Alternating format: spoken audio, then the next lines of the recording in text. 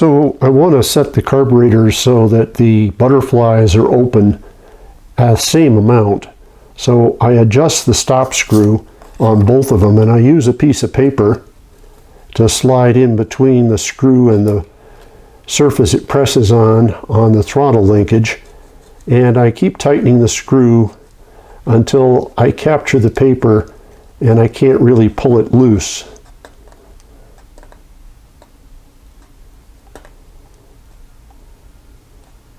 There. So then I tighten this one full turn, so that's a half, and that's one. And I repeat that on the other carburetor, so both butterflies will be just about the exact same position. Now the other setting I need to make is to the idle screw, and I just screw it in gently until it's seated, like that.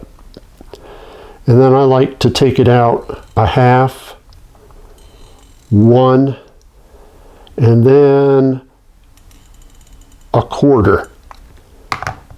That usually is rich enough for a first engine start. Now the spark plug wires on the electronic ignition bikes needs to be 5,000 ohms nominal, and I'm getting about 5.2 on this wire, so it's good.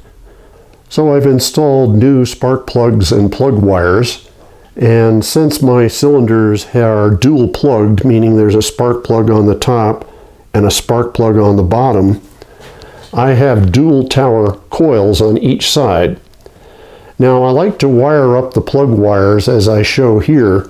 I take the front port and I bring it to the top plug, and then I take the back port, but I don't take it to the same cylinder. I take it over to the other side and I put it in the bottom spark plug. So both coils are firing a plug on each cylinder, and that has a couple of values. The first one is both coils fire at the same time, yet only one cylinder is under compression. And the cylinder under compression has more resistance to the spark jumping the gap. So in this configuration, each coil is firing one plug. All of the energy of each coil goes to one plug. You get more effective ignition in that spark plug than you would if you were firing both plugs off the same coil. So I like that because it's a more efficient use of the dual coils power. And second, let's say a coil fails. Well, the other coil still has a spark plug wire to each cylinder, and that's enough to run the bike. So that's a nice dual redundancy and fail-safe into the ignition system. Now I'm measuring the resistance through two of the coil wires through the coil, and I'm getting about 23,000 ohms. And since the wires are 5,000 ohms apiece, that gives me something on the order of 13,000 ohms for the coil resistance, and that's exactly the specification for these coils, which I got from Euro Moto Electrics. So they're in spec. Now before I do anything else, I want to verify that I do have engine oil, and I do. There's plenty here on the dipstick, and I verified that the transmission has oil. I opened up the drain plug and a little bit of oil dribbled out, and then I also verified by pulling the fill plugs on the swing arm and on the rear drive that there's oil in that, so the bike is got all the lubrication it should have. To prevent damaging the electronic ignition, I pulled the power to the coils, which is the green-blue wires, and the power to the electronic ignition, which is this red wire, off the outside terminal on the left coil. So that whole ignition system is not going to be powered while I use the starter motor to prime the oil system. Now the other thing I've done is I've installed a special longer bolt in the bottom of the oil filter cover and thermostat housing, and that bolt opens up the thermostat, and that lets oil more easily flow and fill the cavity in the oil cooler. And I want to make sure I get that done as well when I'm priming the oil system. So I'm going to use the starter motor in about 5-second bursts and then let it cool a little so I don't overheat it. And what I want is to get the oil pressure light to go out, which indicates that the system's getting pressurized. And then the other thing I'm going to look for is some oil beginning to seep out of this top rocker assembly pinch block or pillow block, because that's the oil passage that lubricates the valve assembly, and it's also the very last destination in the oil system. So that's an indication that I've got oil primed throughout the whole system. Now I've run a couple of bursts on the starter motor, and we'll see if I get pressure on this burst. There you go. So the system oil pressure is above the minimum, so that's a good sign. And I'll keep pumping the starter motor with some rests until I get the oil flowing out of the top pillow blocks on the rocker assembly. So I'm going to do another burst here and see if I can see some oil starting to come out of the pillow block on the top of the rocker assembly.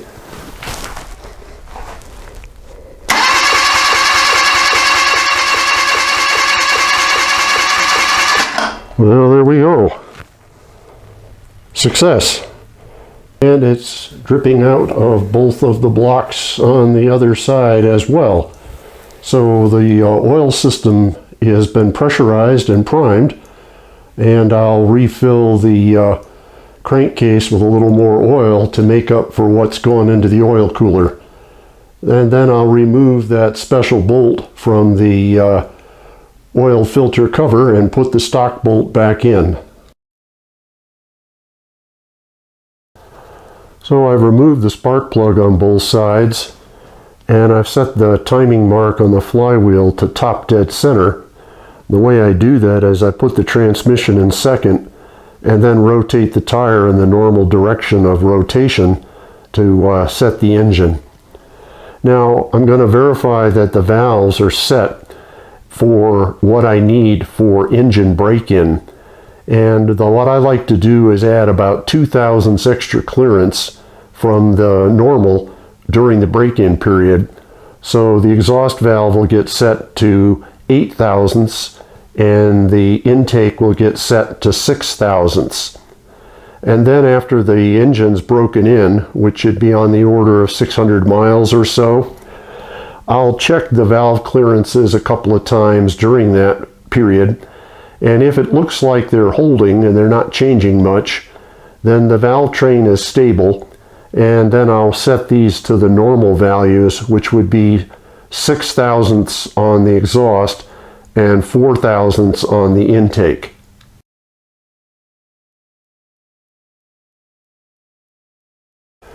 Before I set the timing on the optical electronic ignition, which is under the front engine cover, I take off the ground wire, and just to be careful, I actually have a little plastic tube that I often just slide over the end to make sure there's no inadvertent grounding against the frame. It's easier to work inside the front engine cover if the oil cooler's out of the way, so I just have a little bit of wire and wired it up.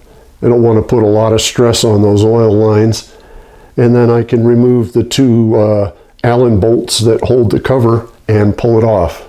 Now to set the trigger on the optical unit on the ignition system, the instructions say to put the engine at top dead center, which is the OT mark. And there's a scribe line right here on the side of the timing hole, and there's a bar over the top of the OT. So when the bar is even with the scribe line, when you're looking at it correctly, meaning in this direction, then you've got the engine set at top dead center. So now that the engine is at top dead center, I need to synchronize the timing wheel with the trigger unit, which is right here. And the way I do that is I loosen the two set screws and then rotate the timing wheel. And as the slot passes the trigger unit, it'll indicate that it is in the slot by lighting the LED. And I keep moving until this second edge just turns off. There you go. Right there. Now, what I'll do is then tighten up the set screws to lock the timing wheel to the sleeve. Now, the way this works is when the control unit sees the light first go on, meaning the trigger fires, it knows how wide the slot is, and when the light goes off, meaning the trigger stops firing, it can measure the time, it knows how many degrees that is, and it can compute engine RPM, and then it looks up a table of how much advance should it supply for that RPM, and it fires the plugs at that many degrees before top dead center. Now there's 3 timing curves, and so whichever one you pick, that's the table it goes to look up how much advance it should supply before it fires the spark plugs.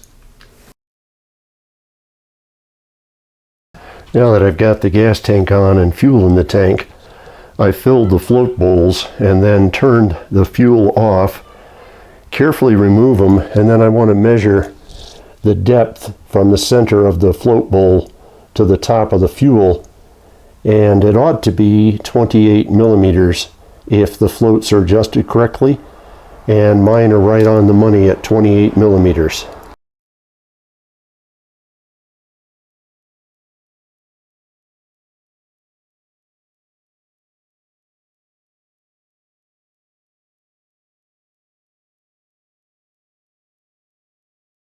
So I'm about ready for the first engine start. I have everything set and adjusted. I'll turn the fuel on to reserve, and then I'm probably going to need some choke to get it to start, but I want to get the choke off as quick as I can. I'm going to run the engine for about 15 seconds at about 3,000, and then I'm going to pick it up to closer to 4,000 with some occasional blips to 4,500. I'm going to hold it there for about 45 seconds. I do all that to help the rings seat into the cylinders since everything's brand new.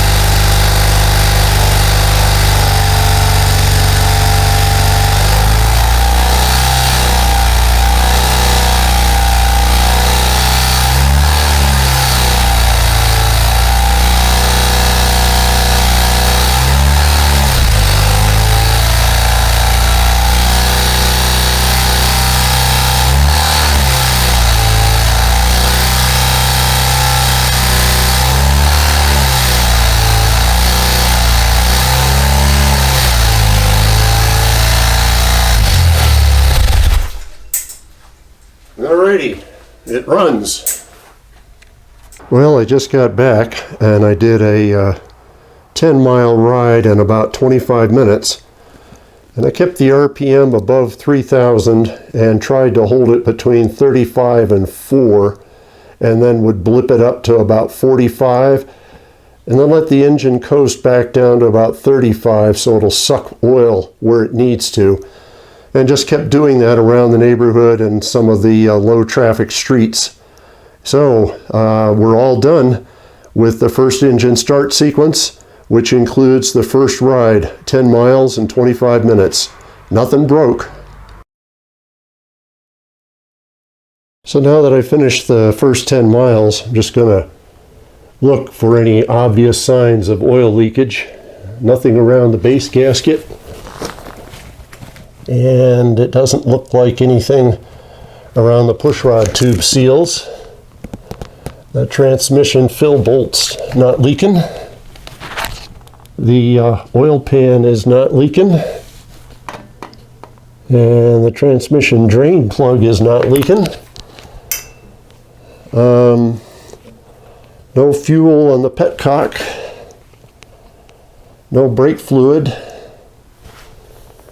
Oil cooler fittings are warm, which means it's been flowing, and the cooler's got a little temperature on it, but no leaks. And nothing there. And brake caliper fittings, no leaks. Forgot to check this one. No, they're all good. Now let's check the base gasket here. No obvious signs of leaks. Nothing on the pushrod tubes. Oil filter looks good. No obvious signs of anything leaking. And let's come now and check the rear drive. Yeah, drain plug's dry. And the swing arm is dry. So I think it was a successful first run.